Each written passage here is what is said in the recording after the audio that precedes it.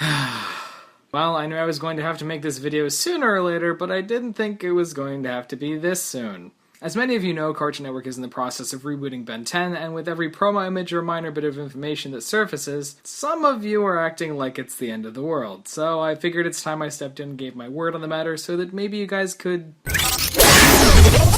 chill out? Huh? Get it? Cause chill? Cause it's funny because...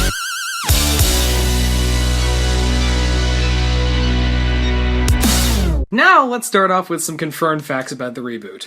First off, Paul Eiding, longtime voice actor for Grandpa Max, confirmed via Twitter that he won't be reprising his role in the reboot. Chris Hooten, a former colorist on Omniverse, said via Instagram some of the crew from Generator Rex might be working on the reboot. The reboot hits internationally in fall of 2016 and is slated to hit in the US in 2017, according to IGN. And these are two of the first official images we've been given from the reboot so far, and it's worth noting that the one from mid-2015 may not be stylistically accurate, a topic I've already written about, which you can read here.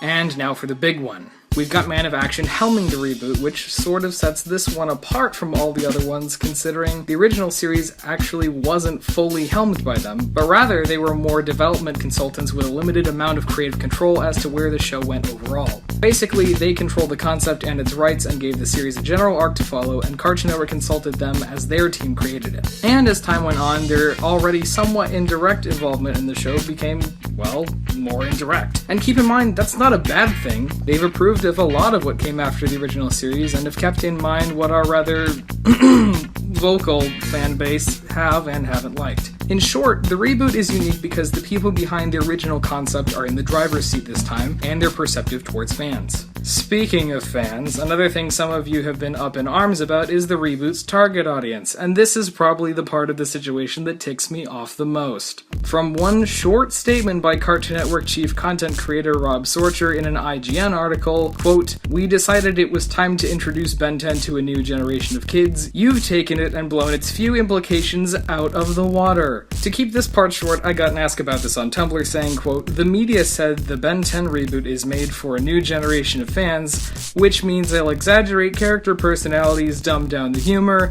and make it so stupid that only little kids will tolerate it. Or maybe I completely lost faith in Cartoon Network regarding revivals."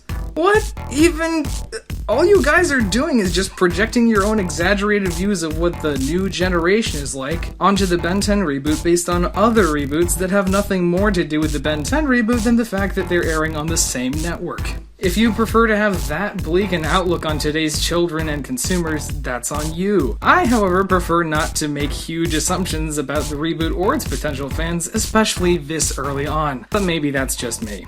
I think something fans of the Ben 10 franchise might need to hear is that Ben 10 isn't tied to one specific generation of people, catering to that specific one as it grows older. It's always been a show that everyone can get into and relate with, but at the same time, a concept clearly marketed towards young kids. Something you need to realize, and this is probably going to be difficult to hear, is that Cartoon Network and Man of Action don't owe you anything just because you've been a fan for a long, long time.